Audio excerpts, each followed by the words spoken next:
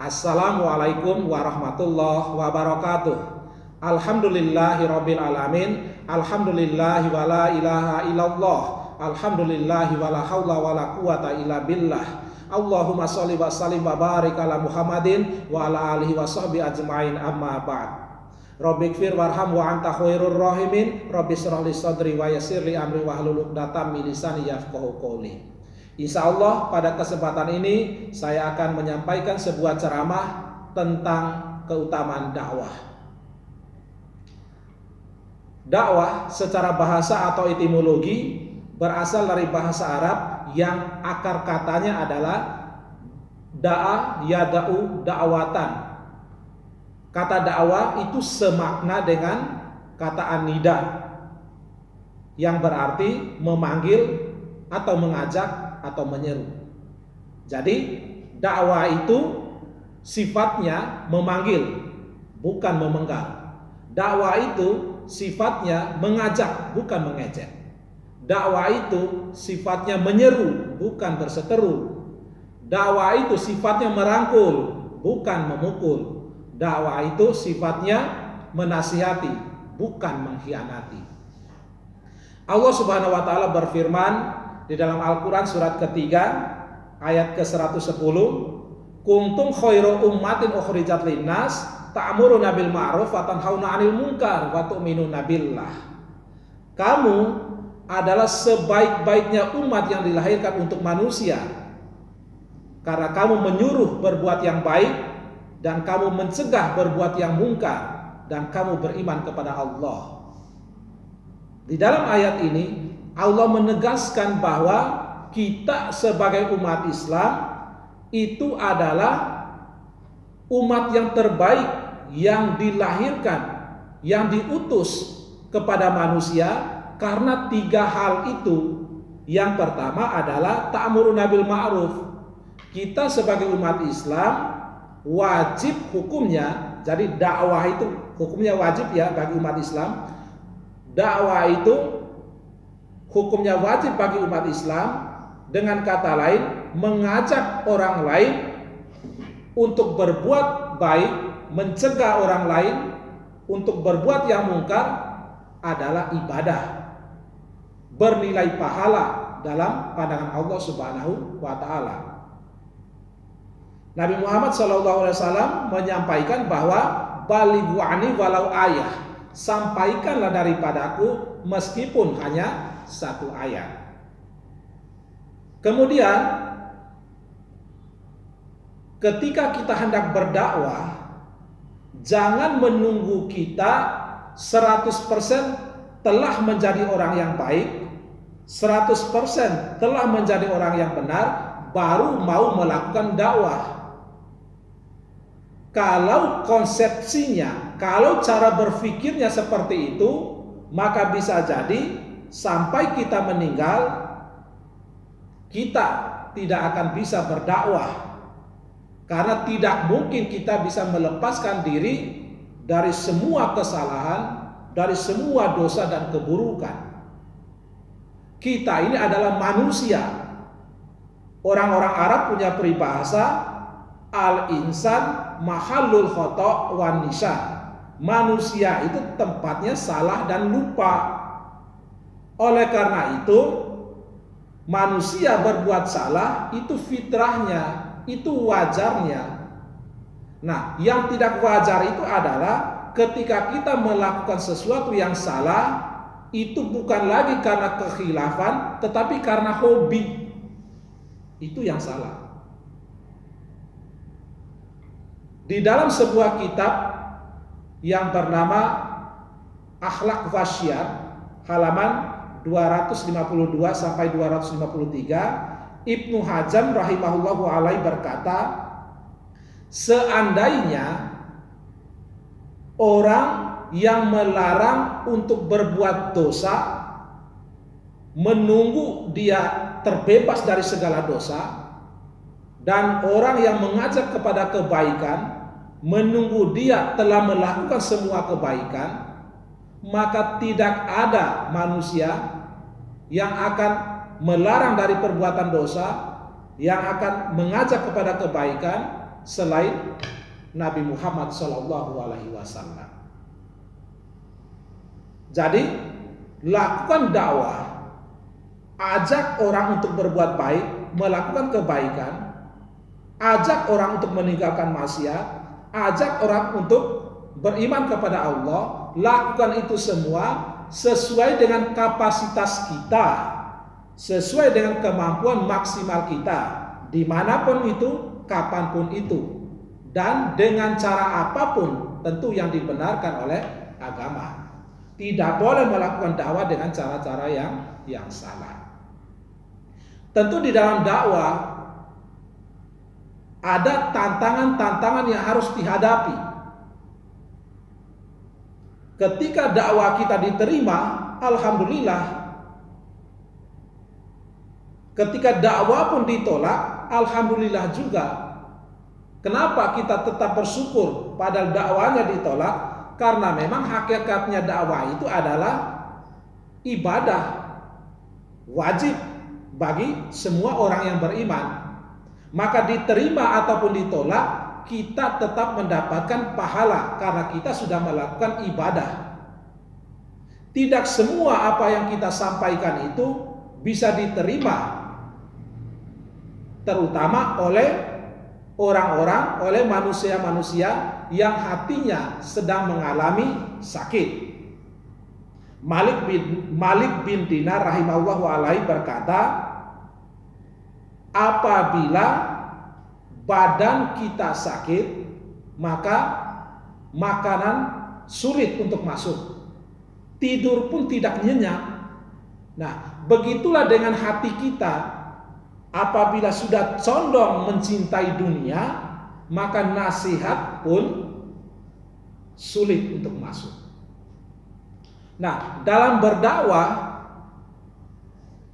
tentu harus memperhatikan etika-etikanya, harus memperhatikan adab-adabnya terhadap seseorang yang melakukan kesalahan. Jangan ditegur di depan umum, jangan dinasihatin di depan umum. Kenapa? Karena dia akan malu kita menghinakannya. Nah, tetapi nasihatilah seseorang yang sudah jelas-jelas melakukan kesalahan itu dengan cara yang privasi, dengan cara yang tidak membuatnya menjadi malu atau merasa rendah diri. Itu etika berdakwah. Nah, dalam konteksnya dengan kekinian, setiap kita atau sebagian besar di antara kita tentu memiliki media sosial. Maka silakan berdakwah, tebarkan konten-konten religi.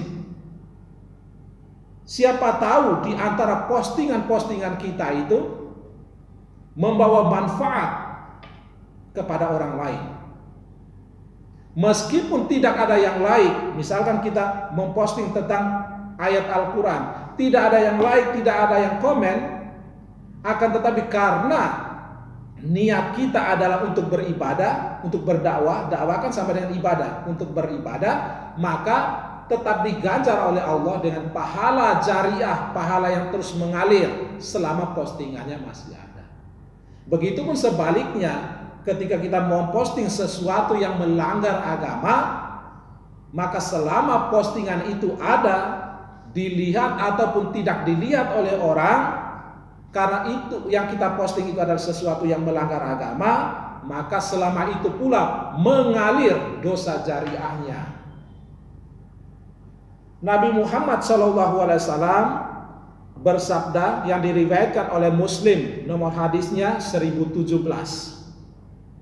Barang siapa yang menjadi pelopor suatu amalan kebaikan dan diikuti oleh orang sesudahnya, maka akan dicatat pahala baginya sebesar pahala dari orang yang mengikutinya, tanpa mengurangi sedikit pun pahala dari orang-orang yang mengikutinya tersebut.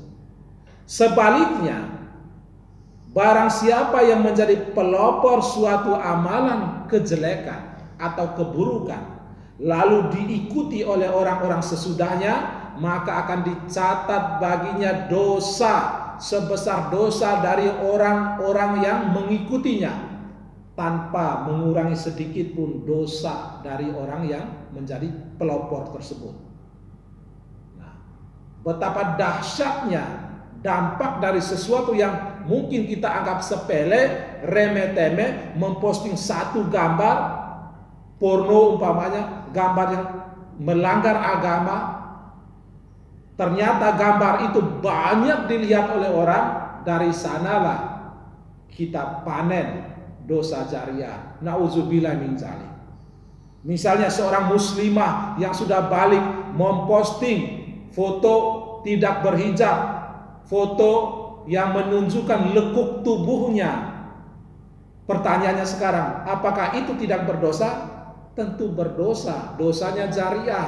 Selama gambar itu masih ada di medsosnya, maka selama itu pula dosanya mengalir kepada orang yang memposting pertama kali. Oleh karena itu, hati-hati di dalam penggunaan medsos, di dalam mengomentari postingan orang pun, atau membuat status pun, tetap harus memperhatikan nilai-nilai agama. Maka ketika hendak memposting sesuatu, hendak mengomentari postingan orang, hendak menulis status di media sosial, perhatikan yang pertama kali adalah yang saya lakukan ini benar atau tidak menurut agama. Kalau menurut agama benar, lakukan. Tidak ada yang lain, tidak apa-apa. Malaikat yang akan lain. Tidak populer, tidak apa-apa. Di langit kamu populer. Sebaliknya, ketika memposting umpamanya sesuatu yang melanggar agama, banyak di-like oleh manusia, populer orangnya, menjadi viral orangnya. Pertanyaannya, berapa lama sih seseorang itu viral? Seminggu, 2 minggu, sebulan, 2 tahun, 10 tahun. Setelah itu dilupakan, kembali ke kuburnya. Bermanfaatkah itu di kubur? Tidak sama sekali. Yang menemaninya adalah amal solehnya. Yang menemaninya adalah amal jariah dari postingan-postingan yang membawa pahala. Kemudian di dalam hadis yang lain diriwayatkan oleh Muslim juga, Nabi Muhammad SAW bersabda, "Man dalla ala khairin falahu mislu ajri fa'ilih."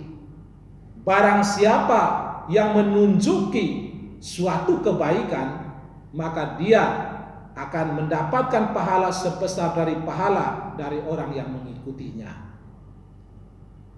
Nah, dakwah adalah pekerjaan orang-orang yang beriman. Dakwah itu bermanfaat di dunia bahkan di akhirat.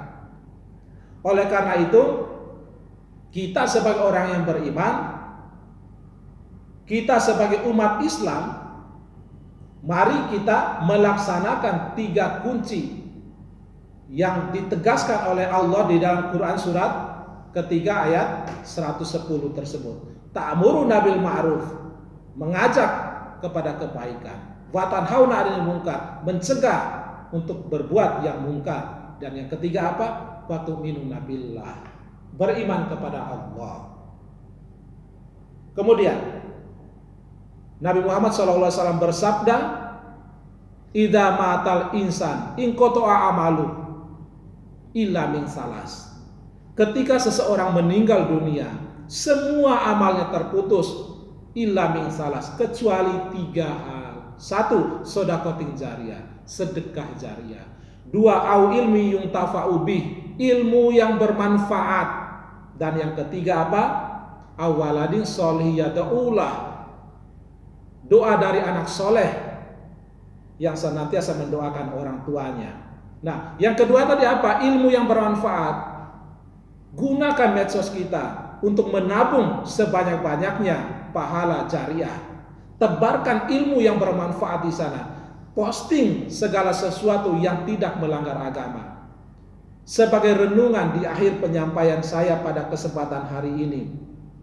Ketika memposting sesuatu yang menurutmu itu menarik perhatian banyak manusia, pertanyaannya, apa yang kita dapatkan selain banyak like itu?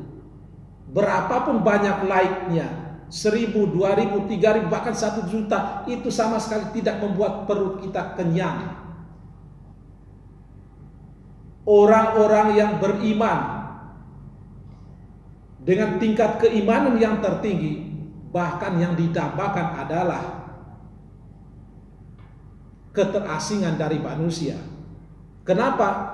Semakin tidak populer dia di mata manusia, maka jangankan untuk sombong, berpikir untuk sombong pun itu tidak akan terjadi. Betapa banyak kita melihat contoh yang pernah terjadi di sepanjang sejarah kehidupan ini. Banyak manusia yang hancur lebur karena kesombongannya, dan kesombongan itu berawal dari kepopuleran atau ketenarannya. Ketika seseorang populer, cenderung untuk melupakan Tuhannya. Oleh karena itu, mari kita gunakan sisa umur ini untuk banyak melakukan kebaikan. Setiap kita bangun di pagi hari, ajamkan ke dalam hati kita sendiri, tanamkan tekad di dalam hati sendiri 3 hal. 1, hari ini saya harus mendapatkan pahala sebanyak-banyaknya.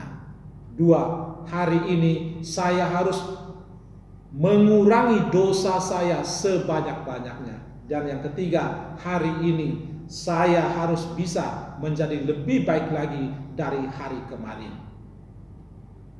Ingat, setiap hari kita memiliki peluang yang sama untuk meninggalkan dunia ini. Persoalannya bukan kapan dan di mananya kita meninggalkan dunia ini, tapi persoalannya apa yang kita sudah persiapkan untuk kehidupan setelah kehidupan di dunia ini. Demikian penyampaian saya pada kesempatan ini. Wallahu a'lam bishawab. Barakallahu fikum. Subhanakallahumma wa bihamdika asyhadu alla ilaha illa anta astaghfiruka wa atubu ilaik. Wabillahi taufiq wal hidayah. Wassalamualaikum warahmatullahi wabarakatuh.